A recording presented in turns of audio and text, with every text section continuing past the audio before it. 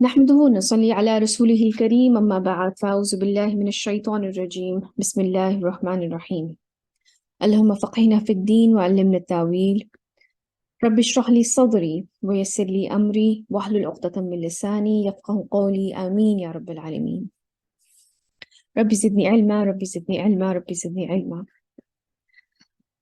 सबसे पहले क्योंकि सूरह अनफाल जो थी 75 आयत की एक छोटी उस तरह से सूरह थी जितनी कि हम पढ़ते हुए आ रहे हैं, सूरह बकरा सूरह आल इमरान, तो वो हमारी पिछली क्लास में मुकम्मल हो गई थी. तो मैंने सोचा कि क्यों ना हम क्योंकि एक बड़ा इम्पोर्टेंट लेसन था मुसलमानों के लिए, तो उसको उसकी जो लेसन से की लेसन तकरीबन कोई 10 के करीब ऑलमोस्ट बनते हैं, 10-11 के करीब, तो हम उनको एक दफ़ा रिवाइज कर लेते हैं. मेनली किस बारे में बात हो रही थी, किसी को कुछ याद है कि सूरह अनफाल में मेन टॉपिक क्या था?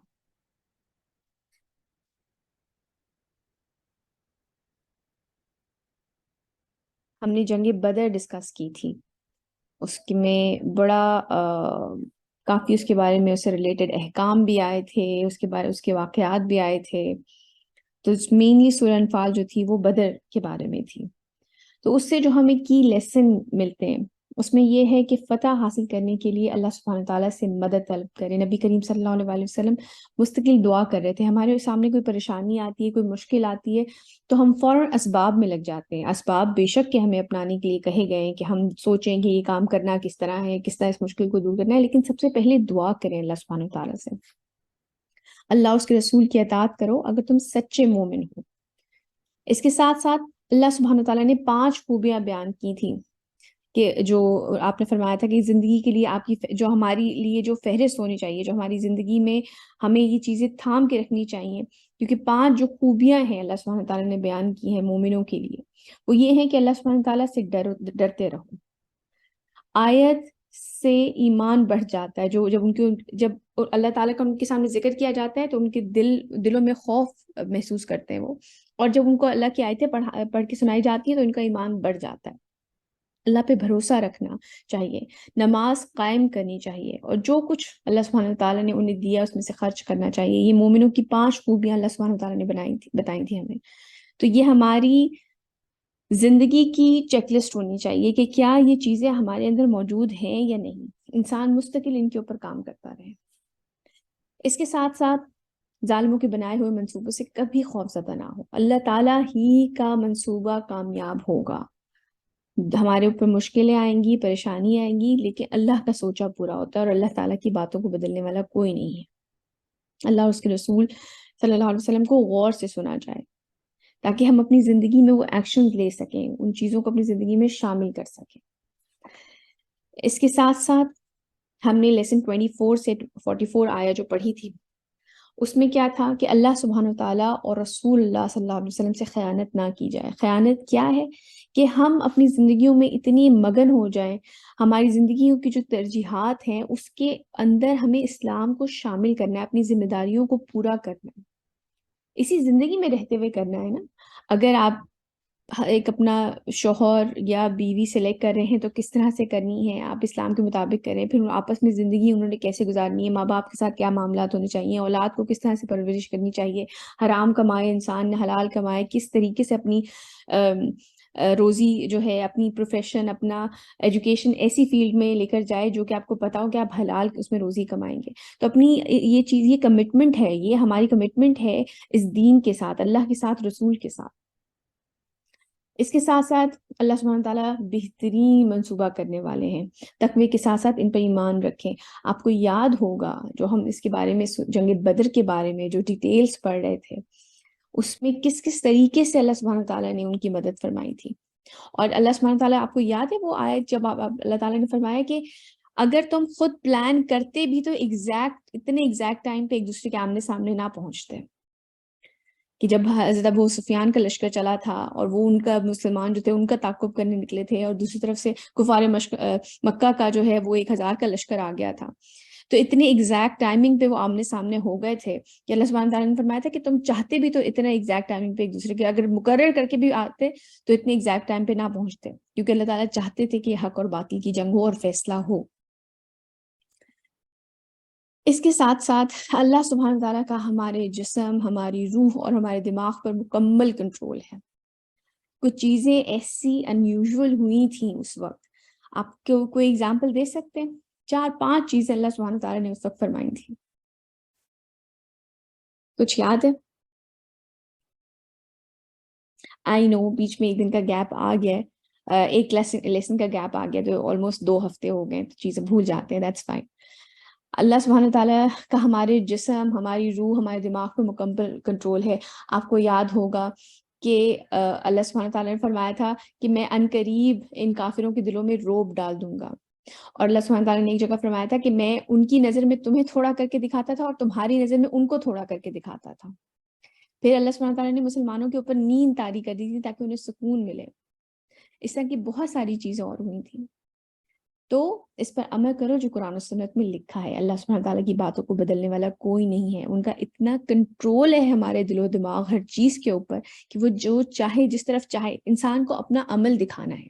صحابہ اس وقت جنگ کے لیے پہنچ گئے تھے. انہوں نے اپنی ولنگنس شو کرائی تھی کہ ہم تیار ہیں لڑنے کے لیے.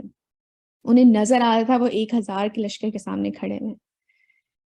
لیکن آپ اس بات پہ یقین رکھیں کہ اللہ سبحانہ تعالیٰ کسی بھی طریقے سے آپ کی مدد کریں گے. آپ کو اپنی ولنگنس شو کرانی. اس کے ساتھ ساتھ انسان سب کچھ اپنے ہاتھ سے کرتا ہے. آپ کسی کو الزام نہیں دے سکتے. ہمارے پاس ہے قرآن اور سنت، حدیث ہمارے سامنے ہے، قرآن ہمارے ہاتھ میں ہے. ہم کسی کو بلیم نہیں کر سکتے کبھی بھی. ہر انسان اپنے جواب کے لیے، اپنے اعمال کے لیے خود جواب دے ہوگا. اس کے ساتھ ساتھ بہت امپورٹنٹ ایک اور لیسن تھا، وہ یہ تھا کہ اگر ہمیں حقیقی کامیابی اور تبدیلی دیکھنی چاہتے ہیں تو ہمیں اپنے طور طریقے، اپنے طرز عمل کو بدلنا ہوگا. آپ کو یاد ہے وہ حدیث میں نے سنائی تھی کہ نبی کریم صلی اللہ علیہ وسلم نے فرمایا کہ تمہارے حکمران ویسے ہیں جیسے تمہارے اعمال ہیں. یاد ہے آپ لوگوں کو وہ حدیث؟ تو اس وقت جو کچھ مسلمانوں کے ساتھ ہو رہا ہے، یہ جتنے ظالم حکمران ان کے اوپر طاری ہوئے ہیں، جیسے پاکستان میں، ہمارے ملک میں سب کچھ ہو رہا ہے، ہمارے اپنے اعمال خراب ہوئے ہیں. کون سی برائی ہے. آپ کو یاد ہوگا اس دن بھی میں نے اس چیز کا ذکر کیا تھا کہ قوم شعیب کو صرف ناپ تول میں کمی کے اوپر تباہ کر دیا گیا تھا. قوم لوط کے عمل کو، ہوموسیکشوالٹی کے اوپر قوم لوط کو تباہ کر دیا گیا تھا. اس طرح کی ایک ایک 2 برائیاں ہوتی تھی اور قومیں تباہ کر دی جاتی تھی. ہمارے ملک میں تو کیا نہیں ہے. کرپشن پیک پہ ہے، بے حیائی پیک پہ ہے. ہوموسیکشوالٹی کے لیے تو ایسے لوگ نکل رہے جیسے یہی فرض تھا. کون سی برائی، کون سی چیزیں ہمارے اندر نہیں ہے. تو اگر چینج چاہیے تو اپنے اندر چینج لے کے آنی ہے. اپنے ارد گرد شروع کریں چینج لانی. اللہ تعالیٰ کے احکام کو اپنے گھروں میں اسٹیبلش کریں جس حد تک کر سکتے ہیں. میں یہ نہیں کہہ رہی ہوں کہ بالکل اوور نائٹ چینج آ جائے گا، لیکن اپنے اوپر امپلیمنٹ کریں. اپنی فیملی کے اوپر آہستہ آہستہ امپلیمنٹ کروانی شروع کریں جس حد تک آپ کر سکتے ہیں. دعا کریں اللہ سبحانہ وتعالیٰ سے. اپنی تو ولنگنس شو کروائے نا بندہ، اس کے بعد جا کے معاملات اللہ تعالیٰ کے ہاتھ میں آپ دیتے. خود تو پہلا قدم اٹھائیں. پھر ہمیں اللہ سبحانہ تعالیٰ سے مضبوط تعلق قائم کرنا چاہیے تاکہ ہم اپنی روح کو زندہ رکھیں اور ہم جانور نہ بن جائیں. کیونکہ آپ کو یاد ہوگا تو اللہ سبحانہ تعالیٰ فرماتے تھے کہ بدترین چوپاہے وہ ہیں، مطلب ان لوگوں کو انسان بھی نہیں کہا جو اللہ پہ ایمان نہیں رکھتے یا جو اس چیز پہ ایمان نہیں رکھتے، اس میسج پہ ایمان نہیں رکھتے. اور اس کے ساتھ ساتھ آپ کو یاد ہوگا اللہ سبحانہ تعالیٰ نے فرمایا تھا کہ 20 ہوں گے تو 200 پہ غالب آئیں گے. یعنی کہ اس کا مطلب کیا بنتا ہے کہ ایک صبر کرنے والا 10 پہ بھاری ہوگا. اس لیے ہمیں اپنی زندگی میں صبر اور ثابت قدم رہنا چاہیے. مشکلیں آئیں گی، یہ کہہ دیا گیا، یہ بتا دیا گیا، آزمائشیں آئیں گی. تو ان پوائنٹس کو ذہن میں رکھیں. سورہ انفال جب بھی انشاءاللہ رمضان آ رہا ہے، کوشش کریں زیادہ سے زیادہ قرآن سے کنیکٹ کریں، چاہے اس کے ترجمے کے ساتھ، چاہے اس کی تفسیر کے ساتھ، چاہے تلاوت کے ساتھ، جس طریقے سے بھی ہو سکے. چاہے قرات سنیں یا لیکچر سنیں، لیکن زیادہ سے زیادہ اپنے آپ کو قرآن سے کنیکٹ کرنے کی کوشش کریں.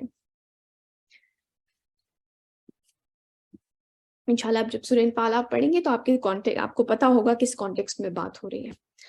آج انشاءاللہ ہماری سورۃ توبہ سٹارٹ ہو رہی ہے، تو اس کا تھوڑا تعارف میں پہلے کروا دیتی ہوں۔ یہ جو سورہ ہے سورۃ توبہ، یہ تقریباً 8 اور 9 ہجری میں نازل ہوئی ہے، کچھ 8 ہجری میں، کچھ اس کا پارٹ 9 ہجری میں نازل ہوا ہے، اور نبی کریم صلی اللہ علیہ وسلم کی وفات جو تھی وہ 11 ہجری میں ہو گئی تھی۔ تو یعنی کہ آپ کی زندگی کے بالکل آخری دور، آپ کی تبلیغ کا جو بالکل آخر کا دور تھا، اس میں یہ نازل ہوئی ہے۔ اس کی جو ترتیب نزولی ہے، میں نے خاص کر یہ پوائنٹ یہاں پہ اس لیے مینشن کر رہی ہوں کیونکہ ہو سکتا ہے، مطلب آئی ایم شیور آپ میں سے کئیوں کو یہ بات پتہ بھی ہوگی، لیکن یہ بات میں مینشن کرنا چاہوں گی کہ قرآن کی ترتیب نزولی، یعنی کہ جس طرح سے قرآن نازل ہوا ہے وہ مختلف ہے، اور جس طرح سے جس طرح سے ترتیب دیا گیا ہے قرآن کو، وہ مختلف ہے۔ یعنی کہ اگر ترتیب نزول وحی کے لحاظ سے دیکھا جائے، جب نبی کریم صلی اللہ علیہ وسلم پہ وحی آ رہی تھی تو یہ بالکل آخر کی صورتوں میں، یعنی کہ 113 نمبر سورہ تھی یہ اس وقت، ڈیفینیٹلی پارٹس میں آتی تھی۔ اور قرآن میں اگر آپ دیکھیں تو یہ 9ویں بالکل سٹارٹ کی سورج میں ہے۔ یہ حکمت اللہ سبحانہ وتعالیٰ بہتر جانتے ہیں، اور یہ ساری جو چیز مرتب ہوئی تھی وہ نبی کریم صلی اللہ علیہ وسلم کی زندگی میں ہی مرتب ہو گیا تھا قرآن، کہ کون سی سورہ کہاں آئے گی، کون سی آیت کس سورہ میں رکھی جائے گی، تو یہ نبی کریم صلی اللہ علیہ وسلم کی زندگی میں ہی مرتب ہو گیا تھا۔ لیکن اس چیز کا علم ہونا چاہیے مسلمان ہونے کی حیثیت سے کہ ترتیب نزولی، یعنی کہ نازل ہونے کی جو ترتیب ہے وہ مختلف ہے، اور جو قرآن کی اپنی ترتیب ہے، نمبرز ہیں، وہ مختلف ہے۔ ایک منٹ بیٹا ہولڈ کریے گا۔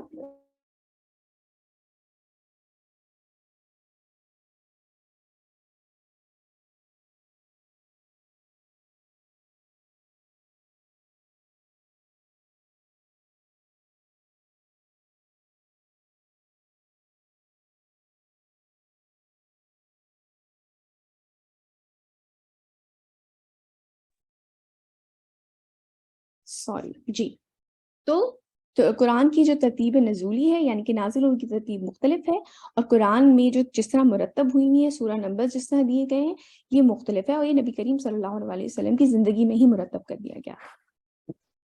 اچھا، اس کے ساتھ ساتھ ہم سب آئی ایم شور اس بات سے واقف ہیں کہ یہ سورہ واحد ایسی سورہ ہے جس کے شروع میں بسم اللہ نہیں ہے۔ اس کی ریزن ہم آگے جا کے بھی پڑھیں گے، مختلف مفسرین نے اس کی مختلف ریزنز بتائی ہیں، لیکن ایک حضرت علی کا قول اس کے بارے میں یہ آتا ہے کہ یہ جو سورت تھی، ابھی جب انشاءاللہ آپ پڑھیں گے تو آپ کو احساس ہوگا کہ یہ سورت تو جیسے آپ سمجھ لیں ایک ننگی تلوار کی طرح آئی تھی، کہ اس میں بالکل ہی اعلان برات کر دیا گیا تھا، کیونکہ اب میں جیسے کہ بتایا کہ یہ بالکل آخری دور کی سورت تھی، تو اس میں بالکل ہی کہہ دیا گیا تھا کہ اب اس عربین پیننسولا میں، اس عرب میں نان مسلمز اب نہیں رہ سکتے، یہاں پہ صرف مسلمان رہیں گے، تو یا تو ایمان لے آئیں یا چھوڑ دیں، اس جگہ کو چھوڑ دیں، ورنہ یہ قتل کر دیے جائیں گے۔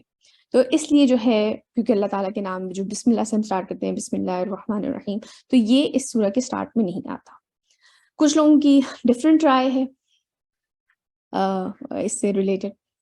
اس کے ساتھ ساتھ مشرکوں کے ساتھ جو معاہدے کیے گئے تھے اس سے علیحدگی، ابھی ہم آگے جا کے اس کے بارے میں پڑھیں گے کہ وہ جو ٹریٹیز ہوئی تھی مختلف، جیسے صلح حدیبیہ بھی ہوئی تھی، اور ڈفرینٹ جو قبائل تھے ان کے ساتھ ٹریٹیز، مختلف معاہدے کیے گئے تھے، ان کو ختم کیا گیا۔ پھر مظلوموں کو بچانے کے لیے اسلامی انصاف، شریعت کے قیام کے لیے جنگ کا ذکر اس میں آئے گا۔ پھر جنگ حنین اور جنگ تبوک کا تذکرہ آئے گا۔ کچھ آیتیں جو ہیں وہ تبوک پر جانے سے پہلے نازل ہوئیں، کچھ تبوک پہ جب گئے اس کے دوران نازل ہوئیں، کچھ آیات جو تھیں وہ تبوک سے جب واپس آ گئے اس پر نازل ہوئیں، تو ان کا تذکرہ آئے گا۔ اس کے ساتھ ساتھ اہل ایمان اپنی زندگی اللہ سبحانہ تعالیٰ کے لیے وقف کریں، اس کے بارے میں، اس کی تاکید کے بارے میں آئے گا۔ آگے چلتے ہیں۔ اچھا، کچھ چیزیں میں یہاں پہ مینشن کرنا چاہوں گی، جیسے کہ دیکھیں اگر میں آپ سے کوئی بات کروں کہ میں فلاں جگہ گئی تو وہ فلاں فلاں بات کرنی شروع کر دی انہوں نے، وہ تو سمجھے نہیں، اور یہ وہ، اگر میں اس طرح سے آپ سے کوئی بات کرنی شروع کروں نا تو آپ کو پتہ نہیں ہوگا کہ میں کس کانٹیکسٹ میں بات کر رہی ہوں، کدھر گئی، کس سے بات کی، کیا بات کی، آپ کو پتہ نہیں ہوگا۔ تو اس لیے ضروری یہ ہے کہ جب آپ قرآن پڑھیں نا تو آپ کو پتہ ہو کہ یہ آیا یا یہ سورہ کس کانٹیکسٹ میں، یا اس کا بیک گراؤنڈ کیا ہے جب یہ نازل ہوئی ہے۔ تو میں جن اسکالر کا سن رہی تھی انہوں نے بڑی اچھی ایک ترتیب اس کے بارے میں بتائی. انہوں نے کہا کہ جو ایک دیکھیں نبی کریم صلی اللہ علیہ وسلم کی ذات وہ تھی جو کہ عرب کے لیے ان میں اتارے گئے, ان کی زبان میں قرآن اتارا گیا, ان میں سے نبی آئے رسول اللہ صلی اللہ علیہ وسلم, آخری نبی ان میں سے آئے. تو ایک تو وہ خاص کر عربوں کے لیے تھے, لیکن اس کے ساتھ ساتھ ایک ان کا رول پوری دنیا کے لیے تھا کہ وہ پوری دنیا کے لیے بھی رسول بنا کے بھیجے گئے تھے. تو اس سورہ کے جو پہلے 5 رکوع ہیں وہ خاص کر جو پہلا حصہ ہے وہ خاص طور پر عربوں کے لیے اللہ کا رسول ہونے کے بارے میں ہے, کہ ان کے بارے میں جو ان کے ساتھ معاملات ہیں یہ اس کے بارے میں بات ہوگی جو پہلے 5 رکوع ہیں. اور جو اگلی 11 رکوع ہیں وہ پھر ان کے بارے میں بات ہوگی جب آپ نے نبی کریم صلی اللہ علیہ وسلم نے تقریباً 6 ہجری میں صلح حدیبیہ ہوئی تھی, اس کے بعد جا کر آپ نے یہ سپریڈ کرنا شروع کیا تھا باقی ملکوں میں, روم, پرشیا, یہ سارے میسیجز آگے جانے شروع ہوئے تھے.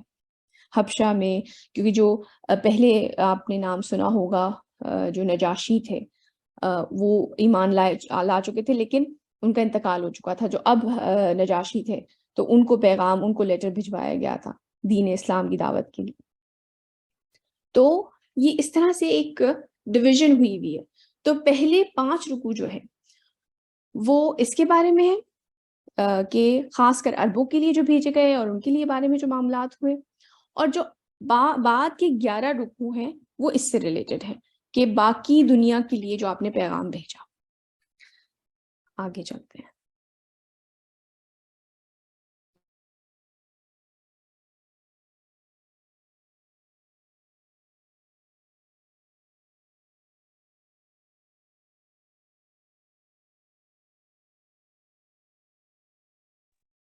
اس کے ساتھ ساتھ میں ایک بات مس کر گئی, اگر یہ جو 5 رکوع ہیں ان کو بھی آپ دیکھیں تو اس میں بھی ایک ڈفرینٹ قسم کی ترتیب ہے.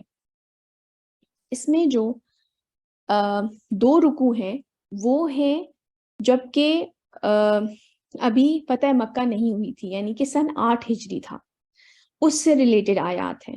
اس کے بارے میں اگر پہلے سے پتا ہوگا نا تو پھر آپ کو یہ آیات سمجھنی آسان ہو جائیں گی کہ کس کانٹیکسٹ میں بات ہو رہی ہے. اور 3 رکوع جو ہیں وہ فتح مکہ کے بعد کی ہیں جو لاسٹ حج تھا, یعنی کہ 9 ہجری کے بارے میں ہے. اور ان میں سے بھی ایک کمپلیکس قسم کی ڈویژن یہ ہے کہ ایک رکوع جو ہے پہلے جو زیادہ, جیسے آپ سمجھ لیں کہ جو ڈیفائن کر رہی ہیں کس بارے میں بات ہو رہی ہے, وہ پہلا رکوع آپ سمجھ لیں شروع میں رکھ دیا گیا ہے تیسرے رکوع کے بارے میں. یعنی کہ آپ سمجھ لیں کہ پہلا رکوع جو ہے وہ فتح مکہ کے بعد حج کے بارے میں آیات ہیں, جو 9 ہجری کو لاسٹ حج جب مسلمانوں اور مشرکین نے اکٹھے کیا تھا, یہ اس کے بارے میں ہے. اس کے بعد 2 رکوع آتے ہیں جو کہ فتح مکہ سے پہلے کے ہیں, یعنی کہ 8 ہجری کے. اور پھر مزید 2 رکوع آتے ہیں جو کہ 9 ہجری کے ہیں. سمجھ آ رہی ہے اتنی ڈویژن؟ یہ بات سمجھ آ رہی ہے؟ کنفیوزنگ تو نہیں ہے؟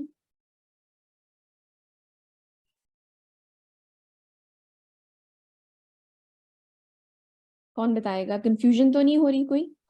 نو میم. اوکے, یہ تھوڑا سا کمپلیکس ہے لیکن میں ساتھ ساتھ انشاءاللہ بتاتی بھی جاؤں گی, لیکن میں چاہتی ہوں کہ یہ چیز اب آپ اپنے ذہن میں رکھیں کہ یہ جو ہے بالکل نبی کریم صلی اللہ علیہ وسلم کی تبلیغ کا جو ہجرت کا آخری دور تھا اس میں نازل ہوئی ہے, اور اب یہ فائنل اناؤنسمنٹس ہو رہی ہیں کہ اب ہونے کیا والا ہے, مشرکین کے معاملے میں کیا احکام آنے والے ہیں. ٹھیک ہے, سٹارٹ کرتے ہیں. اعوذ باللہ من الشیطان الرجیم. اب یہ 6 آیتیں جو آنے والی ہیں یہ اس سے ریلیٹڈ ہیں کہ جو حضرت علی کو 9 ہجری میں جو حج ہوا تھا, نبی کریم صلی اللہ علیہ وسلم اس میں شامل نہیں ہوئے تھے, لیکن انہوں نے حضرت علی کو یہ 6 آیتیں جب نازل ہوئی تو یہ حکم دے کر بھیجا. حضرت ابو بکر جو تھے وہ اس وقت امیر تھے اس حج کے, آپ نے امیر بنا کے انہیں بھیجا تھا. اور پھر جا کے حضرت علی سے کہا کہ تم جاؤ اور جا کے یہ 6 آیتیں, کیونکہ اس والے حج میں مشرکین بھی شامل تھے اور مسلمان بھی شامل تھے, تو ان کو جا کے یہ آیتیں پڑھ کے سنا دو. یہ فائنل اعلان کیا جا رہا ہے ان کے لیے. شروع کرتے ہیں. براءة من الله ورسوله إلى الذين عاهدتم من المشركين. اعلان برات ہے اللہ اور اس کے رسول کی طرف سے ان لوگوں کی جانب جن سے اے مسلمانوں تم نے معاہدے کیے تھے مشرکین میں سے. یعنی کہ اب ہم فائنل تمہیں ورڈکٹ دے رہے ہیں کہ اب ہمارا اور تمہارا کوئی معاہدہ نہیں بچا ہے. جو معاہدے ہوئے تھے وہ معاہدے خاص کر جن کے ساتھ ٹائم لمٹ نہیں تھی وہ معاہدے ختم کیے جا رہے ہیں. اب اعلان برات ہے یعنی کہ اب جو ہے کوئی مشرک جو ہے وہ حج میں شامل نہیں ہوگا اور جتنے بھی مشرکین مکہ ہیں یا مشرکین ہیں عرب کے اندر وہ یا تو یہ جگہ خالی کر کے چلے جائیں یا پھر اس اسلام لے آئیں ورنہ انہیں قتل کر دیا جائے گا. تو اعلان برات ہے اللہ اور اس کے رسول کی طرف سے ان لوگوں کی جانب جن سے اے مسلمانوں تم نے معاہدے کیے تھے مشرکین میں سے. فسیحوا فی الارض اربعۃ اشہر واعلموا انکم غیر معجز اللہ وان اللہ مخزی الکافرین. تو گھوم پھر لو اس زمین میں 4 ماہ تک. یہ ان کے بارے میں بات ہو رہی ہے جن سے مسلمانوں کے معاہدے تو ہوئے تھے لیکن کوئی ٹائم لیمٹ سیٹ نہیں ہوا تھا کہ بھئی اتنے عرصے تک کا معاہدہ ہے کہ اب تمہارے ساتھ ہم جنگ نہیں کریں گے. مختلف قبائل تھے اور مسلمانوں نے ان کے ساتھ کچھ قبائل کے ساتھ معاہدے کیے ہوئے تھے کہ بھئی آپ کے ساتھ ہم جنگ نہیں کریں گے, ہماری پیس ٹریٹی ہے, نہ تم ہمیں تنگ کرو گے نہ ہم تمہیں تنگ کریں گے, کیونکہ مینلی جو کفار مکہ تھے ان کے ساتھ جو جنگ چل رہی تھی. تو اب ان سے جن کے ساتھ کوئی ٹائم لمٹ فکس نہیں تھا ان سے یہ کہہ دیا گیا ہے کہ اب 4 مہینے ہیں تمہارے پاس, تم گھوم پھر لو. تو گھوم پھر لو اس زمین میں 4 مہینے تک اور جان لو کہ تم اللہ کو عاجز نہیں کر سکتے, اور یہ بھی کہ اللہ کافروں کو رسوا کر کے رہے گا. مطلب اب تمہاری جگہ یہاں پہ نہیں بچی ہے. 4 مہینے کے اندر اندر یا تو خالی کر دو عرب کو یا ایمان لے آؤ ورنہ ہماری طرف سے اعلان جنگ ہے. وَأَذَانٌ مِّنَ اللَّهِ وَرَسُولِهِ إِلَى النَّاسِ يَوْمَ الْحَجِّ الْأَكْبَرِ أَنَّ اللَّهَ بَرِيءٌ مِّنَ الْمُشْرِكِينَ وَرَسُولُهُ. اور اعلان عام ہے اللہ اور اس کے رسول کی طرف سے لوگوں کے لیے حج اکبر کے دن. ہمارے ہاں یہ کانسیپٹ ہے کہ جمعے کے دن کا جو حج ہوتا ہے اسے حج اکبر کہتے ہیں, حالانکہ ایسا نہیں ہے. حج جو مین حج ہوتا ہے وہ حج اکبر ہے اور عمرے کو حج اصغر کہا جاتا ہے. تو یہ جو کانسیپٹ بنا ہوا ہے کہ جمعے کے دن ہی حج اکبر ہوتا ہے یہ صحیح نہیں ہے. اور اعلان عام ہے اللہ اور اس کے رسول کی طرف سے لوگوں کے لیے حج اکبر کے دن کہ اللہ بری ہے مشرکین سے اور اس کا رسول بھی. اب آپ ذرا اس چیز کو امیجن کریں کہ حضرت علی وہاں پر مجمع ہے پورے حج کا, اس میں مشرکین اور مسلمان ساتھ شامل ہیں. 9 ہجری کا جو حج تھا وہ خالی لاسٹ حج ایسا تھا جس میں یہ ساتھ تھے, کیونکہ اس کے بعد سے صرف مسلمان ہی حج کر سکتے. تو ان سے کہا جا رہا ہے کہ اب ہم بری ہیں, یہ لاسٹ حج ہے.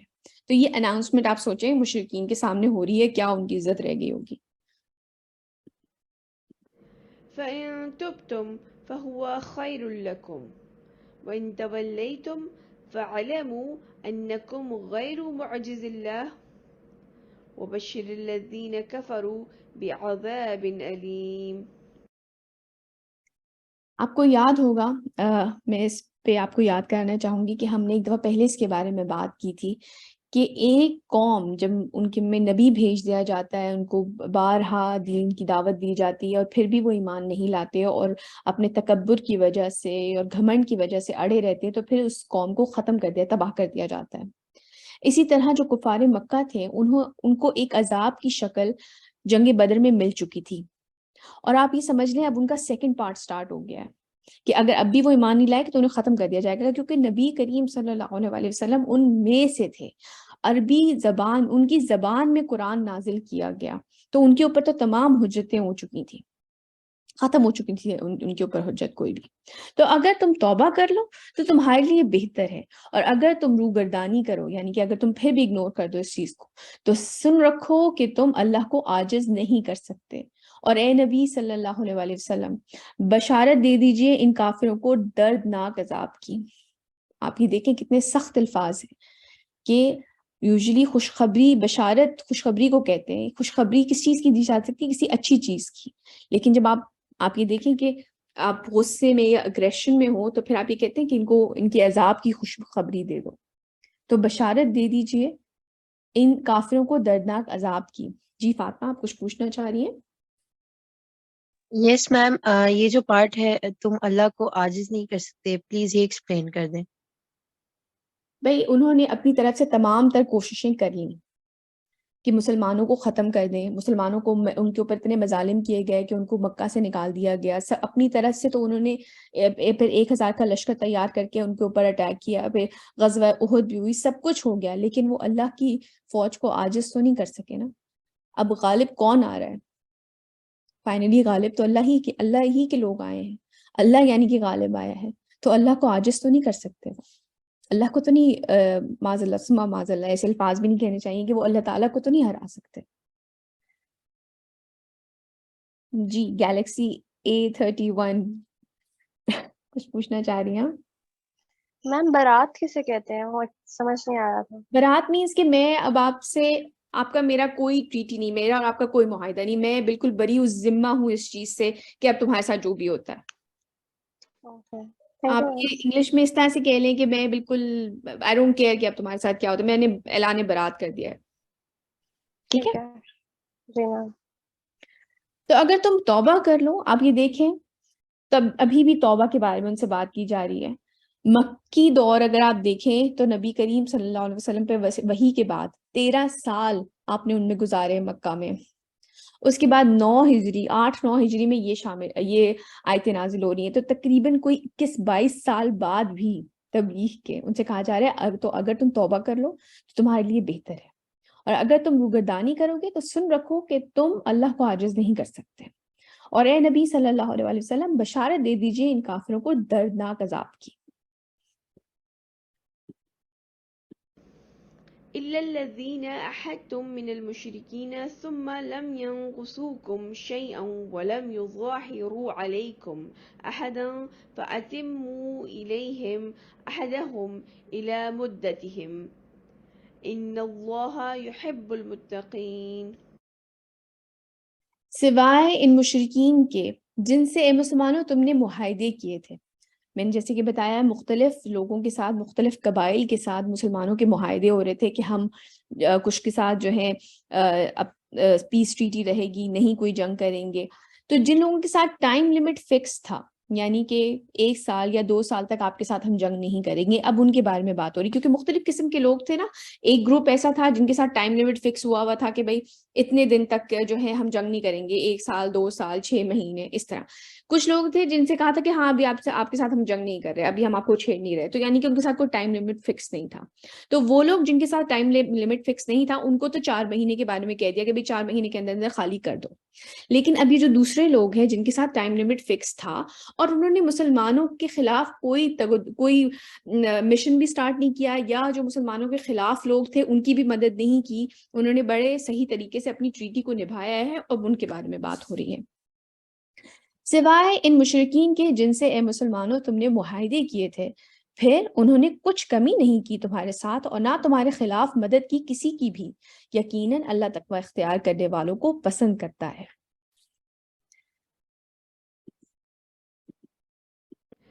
فإذا انسلخ الأشهر الحرم فاقتلوا المشركين حيث وجدتموهم وخذوهم واحصروهم واقعدوا لهم كل مرصد. پھر جب یہ محترم مہینے گزر جائیں، یعنی کہ جب محترم مہینے کا مطلب یہ کہ جتنے عرصے کے لیے آپ نے ان سے جنگ نہیں کرنی ہے، جتنے عرصے کے لیے آپ کی ٹریٹی ہوئی ہے، وہ ٹائم پیریڈ جب گزر جائے تو قتل کرو ان مشرکین کو. بڑی سخت آیات ہیں. ان مشرکین کو جہاں پاؤ اور پکڑو ان کو اور گھیراؤ کرو ان کا، اور ان کے لیے ہر جگہ گھات لگا کے بیٹھو. یعنی کہ پھر تو آپ سمجھ لیں پھر تو قتل عام شروع ہو گیا تھا، کہ اب جبکہ مسلمانوں کے ساتھ اب جو جنگ والا معاملہ تھا، جو نان مسلمز کے ساتھ معاہدے جن کے ساتھ ختم ہو گئے تھے، 4 مہینے کا وقت تو ان کے ساتھ تھا جن کے ساتھ کوئی ٹائم پیریڈ فکس نہیں تھا، اور جن لوگوں کے ساتھ ٹائم پیریڈ فکس تھا اس کے بعد جب وہ ٹائم پیریڈ اوور ہو جائے اس کے بعد اب مشرکین کو جہاں پاؤ قتل کرو. یہ احکام آنے شروع ہو گئے تھے، اور ان کا گھیراؤ کرو. آپ کو یاد ہوگا مکہ کے دور کی جو آیتیں تھیں جو مکہ کا دور کا ٹائم تھا 13 سال، مسلمانوں کو ہاتھ اٹھانے کی اجازت نہیں تھی. ان کے اوپر کیسے کیسے مظالم ہوئے، کبھی آپ پڑھیں آپ کے رونگٹے کھڑے ہو جاتے ہیں. جو حضرت سمیہ تھی ان کے ساتھ جو ہوا ہے انسان برداشت نہیں کر سکتا. پڑھنا بھی مسلمانوں نے وہ برداشت کیا ہے، اور ان سے کہا گیا تھا تم نے ہاتھ نہیں اٹھانا پلٹ کے. اب جبکہ ان لوگوں کے اوپر جنہوں نے اتنے مظالم کیے اور اللہ کے دین کو قائم نہیں ہونے دیا، ان کے ساتھ اب یہ والا معاملہ شروع ہو رہا ہے. اور یہ بڑی امپورٹنٹ آیتیں ہیں. یہ آپ سوچیں اس کے بارے میں بڑا ایک جو واقعہ ہے کہ حضرت علی کو جو نبی کریم صلی اللہ علیہ وسلم میں، کیونکہ عربوں میں یہ رواج تھی کہ اتنے اگر کوئی بہت امپورٹنٹ کوئی کسی کو پیغام بھیجنا ہوتا تھا تو بہت کوئی قریبی رشتہ دار جاتا تھا. تو حضرت علی چچیرے بھائی تھے. تو وہ جب پہلے تو حضرت ابو بکر کو امیر بنا کر حج کے لیے بھیج دیا گیا. وہ ہیڈ کر رہے تھے 9 ہجری کا جو حج تھا. جب وہ چلے گئے تو جب یہ آیتیں نازل ہوئے تو حضرت علی کو نبی کریم صلی اللہ علیہ وسلم نے بھیجا کہ یہ جا کے یہ آیتیں سناؤ.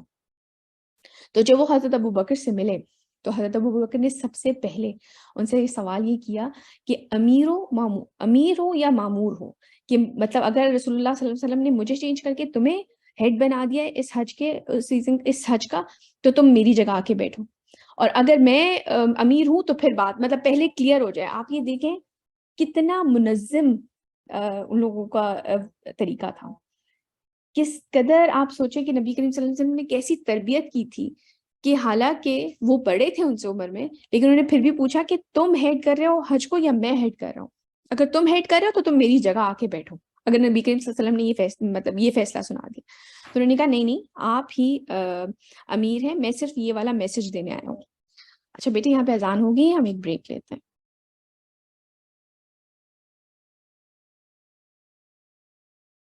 تو کس قدر منظم آپ سوچیں مسلمانوں کی اس وقت جماعت تھی. لیکن خیر انہوں نے کہا کہ نہیں میں صرف یہ آرڈرز ڈلیور کرنے آیا ہوں، اور انہوں نے پھر یہ آیتیں وہاں پر حج کے موقع پر پڑھ کے سنائی. فإن تابوا وأقاموا الصلاة وآتوا الزكاة فخلوا سبيلهم إن الله غفور رحيم. پھر اگر وہ توبہ کر لیں، نماز قائم کریں اور زکوٰۃ ادا کریں تو ان کا راستہ چھوڑ دو، یقیناً اللہ بخشنے والا رحم کرنے والا ہے.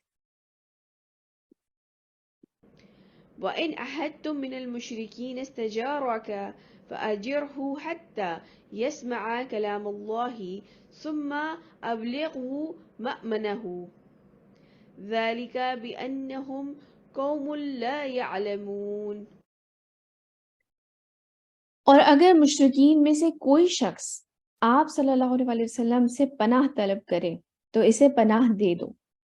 ظاہر سی بات ہے آج کل بھی ایسے ہوتا ہے اور اس زمانے میں بھی ایسا ہوگا کہ بے شک کہ 21-22 سال نبی کریم صلی اللہ علیہ وسلم کو تبلیغ کرتے ہوئے گزر گئے ہیں، بہت سی جنگیں ہو گئی ہیں، بہت سے جو ہے معاہدے ہو گئے ہیں، بڑا کچھ چل رہا ہے، لیکن پھر بھی کچھ لوگ ایسے ہوتے ہیں جن کو پرواہ نہیں ہوتی. وہ اپنی زندگیوں میں اتنے مگن ہوتے ہیں کہ ان کو پتہ ہی نہیں ہوتا کہ اچھا ہاں کچھ چل رہا ہے، پتہ نہیں آپس میں اپنی زندگی، اپنے بچے، اپنے کھانے پینے کا سامان، اپنی نوکری، سب اپنی ہی زندگی میں وہ اتنے مگن ہوتے ہیں کہ ان کو پتہ ہی نہیں ہوتا کہ ارد گرد کیا ہو رہا ہے. تو جو ایسے وہاں پر اس وقت بھی مشرکین ایسے تھے تو ان کے بارے میں ہے. اور اگر مشرکین میں سے کوئی شخص آپ سے پناہ طلب کرے تو اسے پناہ دے دو یہاں تک کہ وہ اللہ کا کلام سن لے، پھر اسے اس کی امن کی جگہ پر پہنچا دو. یہ نہیں ہے کہ اس وقت اپنا اچھا پیغام دیا کہ میں نبی کریم صلی اللہ علیہ وسلم کہ بھئی میں اللہ کا رسول ہوں، ایک اللہ کی عبادت کی جائے گی، اب بتاؤ ایمان لاتے ہو یا نہیں لاتے. ایسا نہیں ہے. ان سے کہا گیا ہے وہ اللہ کا کلام سن لیں، پھر اسے اس کے امن کی جگہ پر پہنچا دو، یعنی کہ جو ٹائم پیریڈ ہے مطلب وہ سوچ لے، سمجھ لے، پھر فیصلہ کرے. یہ اس لیے کہ یہ ایسے لوگ ہیں جو علم نہیں رکھتے. آپ یہ دیکھیں کہ اتنے عرصے کے بعد تقریباً کوئی 22 سال کے بعد، 22 سال کی تبلیغ، جنگیں، معاہدے، یہ سب کچھ ہو رہا ہے. اس کے باوجود اللہ سبحانہ تعالیٰ کی ذات اتنی مہربان، اتنی رحیم ہے کہ ان سے کہہ رہے ہیں کہ ان کو میسج پہنچاؤ، ان کو امن دو، میسج پہنچاؤ، اور پھر ان کی امن کی جگہ پہ چھوڑ کے آؤ کہ وہ فیصلہ کر لیں. یہ بات تو ہے، لیکن آپ مجھے یہ بتائیں کہ کیا آج ہماری جو زندگی ہے اس میں اپنے حقیقی مقصد سے اتنا غافل رہنا ٹھیک ہے؟ کیا خیال ہے؟ اور تو ہمیں پوری دنیا کی چیزوں کی فکر ہوتی ہے. کیا یہ صحیح ہے کہ ہم پرواہ ہی نہ کریں کیا چل رہا ہے؟ اچھا ہاں ہے تو مسلمان مطلب ٹھیک ہے ہم بھی ہیں. پتہ نہیں ایسے ہی دیکھا ہے سب کو نماز پڑھتے ہوئے بس ایسے ہی کرتے ہوئے دیکھا ہے اپنی فیملی میں. ہمارے گھر والے تو نہیں کرتے سر کور, یہ تو بزنس جو ہے اب حرام ہے, یہ تو مطلب شروع سے چلا آ رہا ہے بس جو بھی ہے. ایسی کیا بے پرواہی ٹھیک ہے؟ یا ارد گرد ہمارے مسلمانوں کے ساتھ کیا ہو رہا ہے, فلسطین میں کیا ہو رہا ہے یا برما میں کیا ہو رہا ہے, ٹھیک ہے ہو رہا ہے بس صحیح ہے, کشمیر میں کیا ہو رہا ہے بس ٹھیک ہے, مطلب کیا یہ صحیح ہے؟ یا پتہ ہی نہیں ہے کہ ہو کیا رہا ہے, مسئلہ کیا ہے بھی, پھڈا کیا ہے, کیوں کیوں مارا جا رہا ہے ایسے لوگوں کو؟ کیا ہمیں ایسے ہی ہونا چاہیے؟ نو میم. یعنی کہ ہمیں خبر رکھنی چاہیے اپنے ارد گرد. ہم اپنی زندگیوں میں, اپنی عیاشیوں میں, اپنی فیملی میں, اپنی ایجوکیشن میں, اپنی جاب میں, اپنی روزمرہ ڈے ٹو ڈے روٹین میں اتنے مصروف ہو جاتے ہیں کہ ہم یہ چیزیں سوچتے ہی نہیں ہیں کہ ہمارا کوئی زندگی کا مقصد کچھ اور ہے. ہمیں زمین میں اس لیے نہیں بھیجا گیا تھا. میں یہ نہیں کہہ رہی ہوں کہ یہ چیزیں امپورٹنٹ نہیں ہیں. اسی زندگی میں رہتے ہوئے ہم نے اپنی جو بھی نبی کریم صلی اللہ علیہ وسلم کی سنت ہے یا قرآن کے احکام ہے وہ اسی زندگی میں انہی حالات میں رہتے ہوئے پورا کرنا ہے, لیکن اس میں مگن کھو نہیں جانا. جو ہمارا ارد گرد جو کچھ ہو رہا ہے اس سے جڑے رہنا چاہیے ہمیں, خاص کر مسلمانوں کے ساتھ, اسلام کے ساتھ کیا ہو رہا ہے اس سے جڑے رہیں. کیونکہ نبی کریم صلی اللہ علیہ وسلم کی ایک حدیث میں آتا ہے کہ جو دجال کا فتنہ جب آئے گا اور جو آخری مسلمانوں کے اوپر جو بالکل وہ دور ہوگا اس میں کون بچے, آپ سے پوچھا گیا کون بچے گا تو آپ نے فرمایا علم والے بچیں گے. تو اس بارے میں چوکنا رہیں کہ ارد گرد کیا ہو رہا ہے, صرف اپنی زندگی میں مگن مت رہیں. یہ ہماری تعلیم ہو جائے, فلاں جگہ شادی ہو جائے, ہمارے پھر بچے ہو جائیں, پھر بچوں میں ان کی تعلیم ہو جائے, پھر ان کے بچے ہو جائے, پھر ان کی شادی, یہ ان چیزوں سے نکلنے کی کوشش کریں. ہیں یہ چیزیں امپورٹنٹ ہیں, بالکل ہیں, لیکن یہی زندگی نہیں ہے. اپنے ارد گرد باقی مسلمانوں کے ساتھ مسلم ممالک میں کیا ہو رہا ہے اس کے بارے میں کانشیس رہا کریں, خبر رکھا کریں. آگے چلتے ہیں. كيف يكون للمشركين أحد عند الله وعند رسوله إلا الذين أحدتم عند المسجد الحرام. اچھا, اب جو 6 آیتیں ہم نے پڑھ لی ہیں یہ اگین وہاں پہ ہم سٹاپ کرتے ہیں, اور وہاں وہ آیتیں تھیں جو کہ حج کے موقع پہ حضرت علی اناؤنسمنٹ کر رہے تھے. اب تھوڑا اور واپس پیچھے آ جاتے ہیں. یہ 8 ہجری کی بات ہو رہی ہے, فتح مکہ سے پہلے مسلمانوں کو پریپیئر کیا جا رہا ہے کہ اب جا کے فتح مکہ ہونی ہے. گو کہ کوئی اس طرح سے خون خرابہ نہیں ہوا, کوئی اس طرح سے جنگ نہیں ہوئی, مسلمانوں کو بالکل ہی کلین وکٹری ملی تھی, روشن وکٹری ملی تھی. لیکن بہرحال کچھ بھی ہو سکتا تھا, پریپیئر تو مسلمانوں کو کرنا ہی تھا, کیونکہ ہر طرح کے لوگ ان میں موجود تھے. کچھ منافق بھی موجود تھے, کچھ بہت ہی سمپل مسلمان بھی وہاں پہ موجود تھے جو کہ کہہ رہے تھے کہ مطلب ٹھیک ہے جا رہے ہیں مطلب, لیکن ہمیں خون خرابے میں نہیں پڑنا چاہیے. کچھ جو تھے وہ ایسے تھے مسلمان جو کہ ڈرے ہوئے تھے کہ مکہ میں جو ہجرت نہیں کر پائے تھے وہاں پر کچھ ان کے رشتہ دار رہ گئے تھے, تو یہ نہ ہو کہ وہاں پر جب جائیں تو وہ بھی بیچارے مارے جائیں اس چکر میں, جنگ کے چکر میں, کہ ہم نے فتح تو ہم کر لیں لیکن یہ نہ ہو کہ ان کو بھی نقصان پہنچائیں جو قریش کے لوگ تھے. تو ان کو پریپیئر کیا جا رہا ہے فتح مکہ کے لیے. یہ بات بیچ میں یاد رکھیے گا کہ جو قریش تھے ان کے ساتھ جو صلح حدیبیہ ہوئی تھی, کبھی کوشش کریے گا, کبھی سرچ کریں اس کے بارے میں, بڑا وہ امیزنگ پورا قصہ ہے اس کے بارے میں. مسلمانوں کے درمیان اور قریش مکہ, کفار مکہ کے دوران جو تھا وہ ایک معاہدہ ہوا تھا کہ وہ 10 سال تک جنگ نہیں کریں گے. ڈفرینٹ اس کے اندر جو تھے پوائنٹس لکھے گئے تھے, اور اس کے ساتھ ساتھ کچھ ہی پوائنٹ تھے کہ اگر مسلمان جو ہیں وہ کیونکہ اس وقت عمرے کے لیے آ رہے تھے تو انہوں نے کہا تھا کہ نہیں وہ عمرہ نہیں کر سکتے, اور وہ اپنے احرام یہیں پہ کھول دیں اور اگلے سال عمرے کرنے کے لیے آئیں. اور جو کفار مکہ تھے وہ کہے تھے کہ ہم 3 دن کے لیے مکہ خالی کر دیں گے لیکن اس سال تم لوگ عمرہ نہیں کر سکتے. اور اس کے ساتھ ساتھ پھر ایک پوائنٹ اس میں یہ بھی تھا کہ اگر کوئی مسلمان مکہ سے بھاگ کر مدینے آ جاتا ہے اور جو بھی اس کا سربراہ ہے اب اس کی اجازت کے بغیر آتا ہے تو ہم آپ مسلمان جو ہے انہیں واپس کریں گے. اور اگر خدا نخواستہ کوئی مرتد ہو کے مسلمانوں میں سے مکہ واپس آنا چاہے تو ہم واپس نہیں کریں گے. تو اس طرح کی تھی چیزیں جن کی آگے بڑی حکمت تھی اور مسلمانوں کے لیے بڑا وہ اچھا ثابت ہوا آگے جا کے. کبھی انشاءاللہ اس کے بارے میں ڈیٹیل پڑھیے گا. تو یہ جب ٹریٹی ہوئی تو ابھی جو یہ آیتیں نازل ہو رہی ہیں، قریش نے وہ ٹریٹی توڑ دی، انہوں نے اٹیک کر لیا. تو جو اس وقت ان کی ایک قبیلے نے، تو جو اس وقت حضرت ابو سفیان جو تھے وہ اس وقت تک ایمان نہیں لے کر آئے تھے، تو وہ آئے مدینے اور انہوں نے آ کے کوشش کی کہ کہیں سے سفارش کروائیں. صحابہ کے پاس گئے اور جو ان کی ایک تو بڑا زبردست اس میں واقعہ ہے. آپ سوچیں کہ ابو سفیان جو تھے، حضرت ابو سفیان جو تھے، ان کی جو بیٹی تھی وہ نبی کریم صلی اللہ علیہ وسلم کی زوجہ تھی، حبیبہ. تو وہ ان کے پاس گئے کہ میں جا کے سفارش کرواؤں کہ وہ غلطی سے ٹوٹ تو گئی ہے، وہ معاہدہ ٹوٹ گیا ہے، تو سفارش کرواؤں کہ نہیں وہ معاہدہ دوبارہ شروع کر دیں اور اب ہمارے اوپر اٹیک نہ کریں اور 10 سال کا معاہدہ پھر کر لیں. تو وہ حبیبہ اپنی بیٹی کے پاس گئے اور جب جا کے بیٹھنے لگے تو انہوں نے اپنے والد کو روکا. انہوں نے کہا آپ 1 منٹ ٹھہریں، اور انہوں نے نبی کریم صلی اللہ علیہ وسلم کا جو بستر تھا وہ لپیٹ دیا. تو انہوں نے کہا آپ بیٹھیں. آپ تو ابو سفیان جو تھے، حضرت ابو سفیان، انہوں نے کہا کہ میں اس بستر کے لائق نہیں تھا یا یہ بستر میرے لائق نہیں تھا. تو جو حضرت حبیبہ تھیں انہوں نے فرمایا کہ آپ اس بستر کے لائق نہیں تھے کیونکہ یہ بستر نبی کا بستر ہے اور آپ ناپاک ہیں، مشرک ہیں. تو وہ تو گئے تھے سفارش کروانے کے آپ جا کے مطلب ذرا بات کریں اور نبی کریم صلی اللہ علیہ وسلم سے کہے کہ یہ معاہدہ دوبارہ شروع کر دیں اور 10 سال تک جنگ نہ ہو.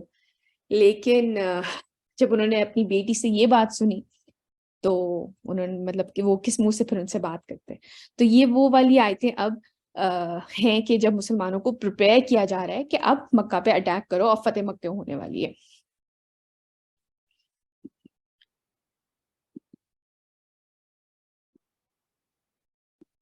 كيف يكون للمشركين أحد عند الله وعند رسوله إلا الذين أحدتم عند المسجد الحرام. کیسے ہو سکتا ہے مشرکین کے لیے کوئی عہد اللہ اور اس کے رسول کے نزدیک سوائے ان لوگوں کے جن کے ساتھ تم نے معاہدہ کیا تھا مسجد حرام کے پاس. یعنی کہ اب دوبارہ کیسے تم یہ چیز ایکسپیکٹ کی جا سکتی ہے کہ کیونکہ کچھ مسلمان یہ بھی کہہ رہے تھے کہ دیکھو چلو صلح تو اچھی بات ہے، اب وہ سردار آیا ہے مکہ کا اور وہ آ کے صلح کرنا چاہ رہا ہے اور وہ پھر بھی مطلب صلح نہیں کی جا رہی، تو یہ اس طرح کی باتیں بھی شروع ہو گئی تھی. تو ان چیزوں کو ذہن میں رکھیں کہ جب پھر یہ آیتیں نازل ہوئی ہیں، کیسے ہو سکتا ہے مشرکین کو کوئی عہد اللہ اور اس کے رسول کے نزدیک سوائے ان لوگوں کے جن کے ساتھ تم نے عہد کیا تھا مسجد حرام کے پاس. فما استقاموا لكم فاستقيموا لهم إن الله يحب المتقين. تو جب تک وہ تمہارے لیے اس پر قائم رہے تم بھی ان کے لیے معاہدے پر قائم رہو، بے شک اللہ متقیوں کو پسند کرتا ہے. مطلب جب تک انہوں نے وعدہ نہیں توڑا تھا تب تک تم نے بھی نہیں توڑا تھا، تم بھی اس پہ قائم رہے تھے. اب انہوں نے وعدہ توڑ دیا تو وہ کیسے ایکسپیکٹ کر رہے ہیں کہ یہ معاہدہ ہمارے درمیان رہے گا. لیکن آپ یہ نبی کریم صلی اللہ علیہ وسلم کو اس وقت احساس ہو گیا تھا کہ اب ان کے پاس کوئی گراؤنڈ نہیں ہے، اب یہ اگر مسلمان ان پہ اٹیک کرتے ہیں تو یہ جیت نہیں سکیں گے. تو یہ اب مطلب اس طرح سے جو ہے ویک ہو چکے ہیں کفار مکہ. تو جب تک وہ تمہارے ساتھ معاہدے پر قائم رہے تم بھی ان کے لیے معاہدے پر قائم رہو، بے شک اللہ متقیوں کو پسند کرتا ہے.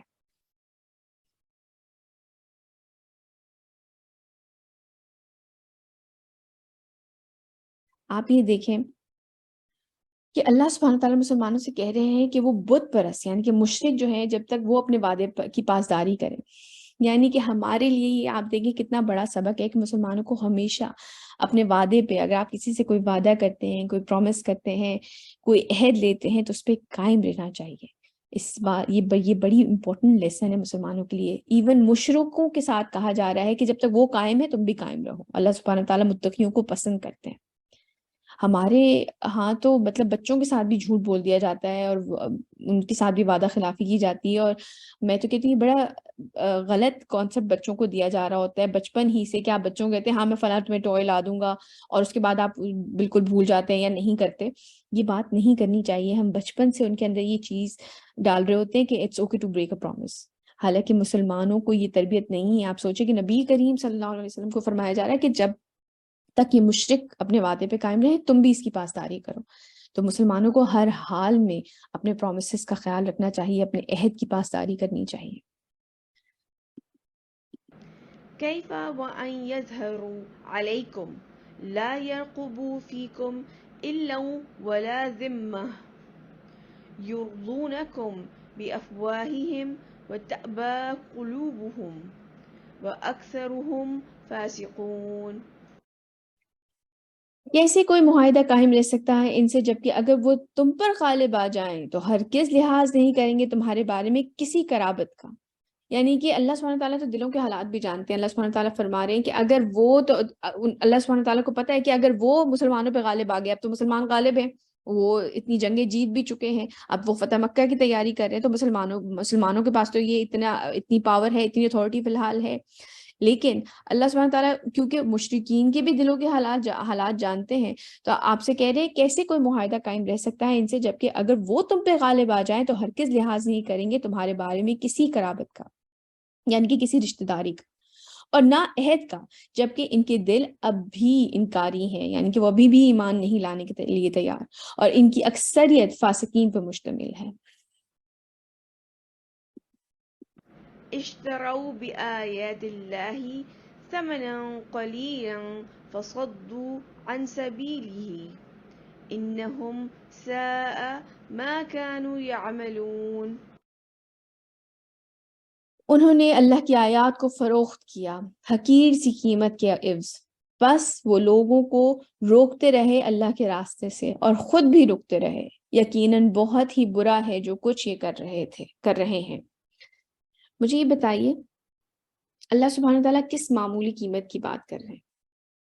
کوئی پیسے ویسے لیتے تھے وہ جو آیتیں فروخت کرتے تھے؟ کیا کس چیز کے بارے میں بات ہو رہی ہے؟ What do you think؟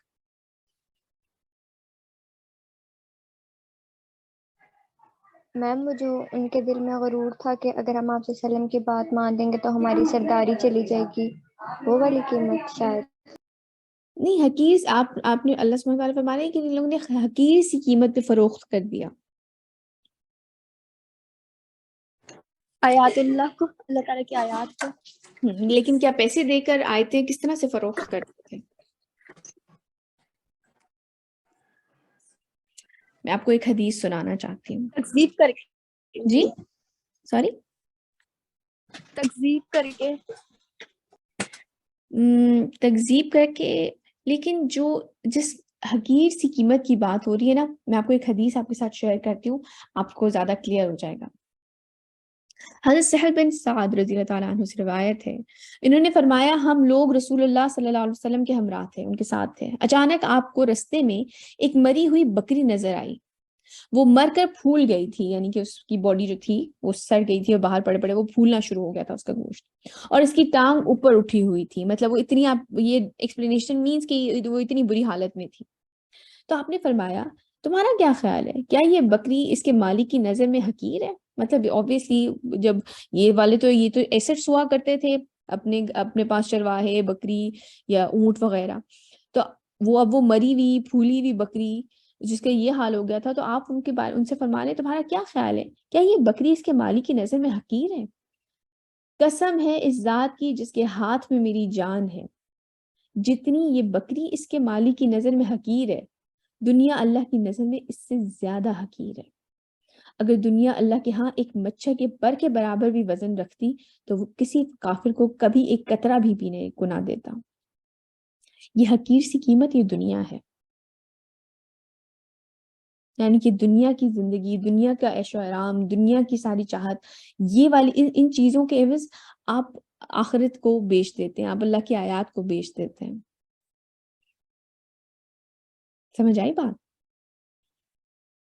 یہ دنیا Yes, حقیر ma'am. سی قیمت ہے. ہم اپنی زندگیوں کو اس دنیا میں لوگوں کی جیسے لوگ چاہتے ہیں ہم ویسے بن کے رہنا چاہتے ہیں، جیسے لوگ کر رہے ہوتے ہیں ہم ویسا کرنا چاہ رہے ہوتے ہیں، حالانکہ اللہ کی آیات مختلف ہوتی ہیں. تو ہم اصل میں آخرت بیچ رہے ہوتے ہیں اس دنیا ہنسی حقیر کی قیمت سے. اللہ کی نظر میں اس دنیا کی قیمت مچھر کے پر کے برابر بھی نہیں ہے، مچھر کے پر کے برابر بھی نہیں ہے. اگر رسول اللہ صلی اللہ علیہ وسلم فرما رہے ہیں اگر وہ اس کے مچھر کے پر کے وزن کے برابر بھی اللہ تعالیٰ کو کچھ وقت ہوتی اس زمین کی تو وہ کسی کافر کو ایک قطرہ بھی پینے نہ دیتے. تو جو ہمیں عیاشی کرتے ہوئے نظر آتے ہیں نا، یہ مشرک، یہ کافر لوگ، تو کبھی انسان کو نا ان کی اس میں نہیں جانا چاہیے کہ یہ تو کتنے خوش ہیں. اللہ کے نزدیک ان چیزوں کی، اس دولت، دنیا کی دولت کی، ان کے آرام کی، ان کے آسائشوں کی، اس دنیا کی بیوٹی کی اللہ کے نزدیک کوئی حیثیت ہی نہیں ہے. ان کے لیے کسی چیز کی حیثیت ہے وہ آخرت کی زندگی کی ہے. اصل فلاح پانے والے لوگ وہ ہیں جن کو جنت مل گئی. یہ تو 40 50 60 70 بڑی حد 80 90 کی زندگی ہوگی، اس سے زیادہ کیا رہ لے گا انسان. جی فاطمہ آپ کچھ کہنا چاہ رہی ہیں؟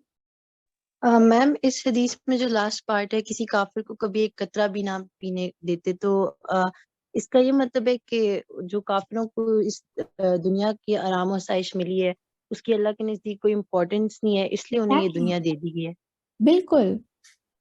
اگر یہ اوکے میم. اس دنیا کی نعمتوں کی کوئی ورت، دنیا کی چیزوں کی کوئی ورت ہوتی ہے اللہ کے نزدیک، تو پھر کافروں کو نہیں دی جاتی نا، کیونکہ وہ تو کفر کر رہے ہیں اللہ کا، وہ تو شرک کر رہے ہیں اللہ کا، وہ تو انکاری ہیں اللہ کے، ان کو تو پھر کچھ بھی نہ دیا جاتا. لیکن اگر وہ یہ سب کچھ انجوائے کر رہے ہیں اٹس بیکاز کہ میری آپ یہ دیکھیں کہ اگر آپ کے پاس کوئی بہت ہی بیکار سا فضول سا سوٹ ہے پڑا ہوا اور آپ کو کوئی وہ ایسا شخص لے لیتا ہے جو آپ کو پسند بھی نہیں ہے، تو آپ کے کوئی فرق ہی نہیں پڑے گا. سمجھ آئی بات؟ یس میم. آپ کو کوئی فرق نہیں پڑتا کہ ایسا شخص جو آپ کو پسند بھی نہیں ہے اور ایسی وہ آپ کی کوئی چیز استعمال کر رہا ہے جو کہ آپ ویسی پھینکنے والے تھے، تو لے لیں، کیا فرق پڑتا ہے. تو اللہ تعالیٰ کے نزدیک اس دنیا کی آسائش، آرام، زینت، مال، دولت، خوبصورتی، اس کی کوئی حقیقت ہی نہیں ہے. تو یہ ہے وہ حقیر سی قیمت جو کہ لوگ ایکسچینج کر لیتے ہیں آخرت کے بدلے. آخرت ہے ریئل ایسٹ انسان کا.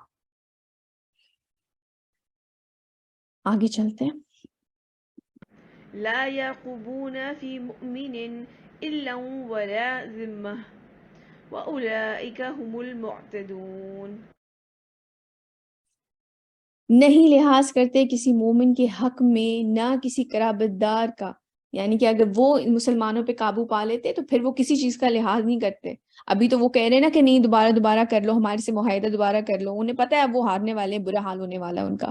لیکن اگر وہ غالب آنے والے ہوتے تو نہیں لحاظ کرتے کسی مومن کے حق میں نہ کسی قرابت دار کا اور نہ کسی معاہدے کا، اور یہی لوگ ہیں جو حد سے تجاوز کرنے والے ہیں. فإن تابوا وأقاموا الصلاة وآتوا الزكاة فإخوانكم في الدين ونفصل الآيات لقوم يعلمون. پھر بھی اگر وہ توبہ کر لیں، نماز قائم کریں اور زکوٰۃ دیں تو وہ تمہارے دینی بھائی ہیں. کتنی رحیم ذات ہے اللہ سبحانہ و تعالیٰ کی. اور ہم اپنی آیات کی تفصیل بیان کر رہے ہیں ان لوگوں کے لیے جو علم رکھتے ہیں. وإن نكثوا أيمانهم من بعد عهدهم وتعانوا في دينكم فقاتلوا أئمة الكفر إنهم لا أيمان لهم لعلهم ينتهون. اور اگر وہ توڑ ڈالیں اپنے قول و قرار کو عہد کرنے کے بعد اور عیب لگائیں تمہارے دین میں تو تم جنگ کرو کفر کے اماموں سے. یعنی کہ جو اس وقت ہیڈ تھے قریش کے، سارے مسئلے تو وہ کریٹ کر رہے تھے نا، جو امام تھے ان لوگوں کے. ان کی قسموں کا کوئی اعتبار نہیں، شاید کہ اس طرح وہ باز آ جائیں. یعنی کہ نرمی سے تو وہ باز نہیں ہارے، ہو سکتا ہے سختی کرو ان پہ تو وہ باز آ جائیں. ألا تقاتلوا قوما نكثوا أيمانهم وهموا بإخراج الرسول وهم بدعوكم أول مرة. تمہیں کیا ہو گیا ہے کہ تم جنگ نہیں کرنا چاہتے ایسی قوم سے جنہوں نے اپنے قول و قرار توڑ دیے اور رسول اللہ صلی اللہ علیہ وسلم کو جلا وطن کرنے کا قصد کیا، اور انہوں نے ہی آغاز کیا تھا تمہارے ساتھ پہلی مرتبہ۔ اتنی مسلمانوں کے لیے زمین تنگ کر دی تھی، اتنے مظالم ڈھائے تھے کہ مسلمانوں کو ہجرت کرنی پڑی تھی، نبی کریم صلی اللہ علیہ وسلم کو وہاں سے جانا پڑا تھا۔ تو یعنی کہ سٹارٹ تو انہوں نے کیا تھا، انہوں نے اللہ کے دین کو وہاں پہ پریکٹس نہیں کرنے دیا تھا۔ أتخشونهم فالله أحق أن تخشوه إن كنتم مؤمنين۔ کیا تم ان سے ڈر رہے ہو؟ اللہ زیادہ حقدار ہے کہ تم اس سے ڈرو اگر تم مومن ہو۔ یعنی کہ کوئی خوف، کوئی ڈر، کوئی اس طرح کی چیز تو نہیں آ گئی تمہارے اندر۔ اللہ تعالیٰ اس بات کے زیادہ حقدار ہے، لوگوں سے ڈرنے سے زیادہ اللہ تعالیٰ اس بات کے حقدار ہیں کہ ہم ان سے ڈریں۔ قاتلوهم يعذبهم الله بأيديكم ويخزيهم وينصركم عليهم ويشفي صدور قوم مؤمنين۔ تم ان سے جنگ کرو، اللہ انہیں عذاب دے گا تمہارے ہاتھوں، اور ان کو رسوا کرے گا اور تمہاری مدد کرے گا ان کے مقابلے میں، اور بہت سے اہل ایمان کے سینوں کو ٹھنڈک عطا فرمائے گا۔ ظاہر سی بات ہے کئیوں کو کہ رشتہ داروں کو ان کفار مکہ نے قتل کر دیا، شہید کر دیا تھا، کئی وہاں پر مسلمان جو کہ ہجرت نہیں کر سکے تھے ان کے ساتھ ظلم و زیادتی ہو رہی تھی، تو ان کو بھی ٹھنڈک ملے گی جب ان کے ساتھ ان کو عذاب دیا جائے گا۔ ويذهب غيظ قلوبهم ويتوب الله على من يشاء والله عليم حكيم۔ اور ان کے دلوں کے غصے کو نکال دے گا، اور اللہ جس کو چاہے گا توبہ کی توفیق دے گا، اور اللہ جاننے والا حکمت والا ہے۔ یعنی کہ جس کو چاہیں گے اللہ سبحانہ وتعالیٰ توبہ کی توفیق بھی عطا کر دیں گے۔ أم حسبتم أن تتركوا ولما يعلم الله الذين جهدوا منكم ولم يتخذوا۔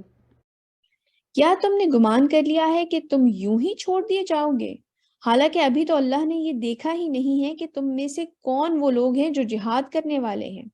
یعنی کہ مسلمانوں کو تو ہر حال میں آزمایا جائے گا، ہر انسان کو اللہ سبحانہ تعالیٰ نے فرمایا کہ وہ آزمائے جائیں گے۔ من دون الله ولا رسوله ولا المؤمنين وليجة والله خبير بما تعملون۔ اور جو نہیں رکھتے اللہ، اس کے رسول صلی اللہ علیہ وسلم اور اہل ایمان کے علاوہ کسی کے ساتھ قلبی دوستی، یعنی کہ کوئی دوستی، کوئی ان کے لیے سافٹ کارنر ہونا، یعنی کہ اللہ اور رسول اور اہل ایمان کے ساتھ آپ کا صحیح پختہ قلبی تعلق ہونا چاہیے۔ اور جو کچھ تم کر رہے ہو اللہ اس سے باخبر ہے۔ اچھا، یہ سیکنڈ رکوع ہمارا مکمل ہو گیا ہے، آج کا لیسن یہیں تک ہے۔ تو فرسٹ رکوع ہم نے پڑھا جو کہ 6 آیتیں تھیں، جو کہ حضرت علی کو دے کے نبی کریم صلی اللہ علیہ وسلم نے 9 ہجری کے حج کے لیے بھیجی تھی۔ اس کے بعد اب جو آیتیں ہم نے پڑھی، ایک رکوع ابھی پڑھا ہے 8 ہجری میں جو نازل ہوا تھا فتح مکہ سے پہلے، جو مسلمانوں کو پریپیئر کیا جا رہا ہے، اور اب جو انشاءاللہ اگلی کلاس میں ایک رکوع ہم وہ والا پڑھیں گے جس میں جو اس سے ریلیٹڈ ہوگا فتح مکہ سے پہلے کی آیتوں کے معاملے میں۔ آج کے ہم اپنے کی لیسنز دیکھ لیتے ہیں۔ ہمارے ارد گرد جو کچھ ہمارا ہو رہا ہے اس سے جڑے رہیں، خاص طور پر مسلمانوں اور اسلام کے حوالے سے۔ اس کے ساتھ ساتھ اللہ سبحانہ تعالیٰ تلقین کیا کر رہے ہیں کہ ایون مشرکین کے بارے میں کہہ رہے ہیں کہ ان کے ساتھ اپنے عہد کی پاسداری کرو۔ تو مسلمانوں کے لیے بہت ضروری ہے کہ نو میٹر کہ ان کے سامنے کون آ رہا ہے، چاہے آپ کا دشمن ہی کیوں نہ ہو، انسان اپنے وعدے پہ قائم رہے۔ مسلمانوں کے لیے بہت ضروری ہے، بہت امپورٹنٹ لیسن ہمیں سمجھایا جا رہا ہے۔ اس کے ساتھ ساتھ ہمیں اس دنیا کے پیچھے نہیں بھاگنا چاہیے، کیونکہ اللہ سبحانہ وتعالیٰ کے نزدیک اس دنیا کی قیمت مچھر کے پر کے برابر بھی نہیں ہے۔ سبحانک اللہم و بحمدک اشہد ان لا الہ الا انت استغفرک و اتوب الیک۔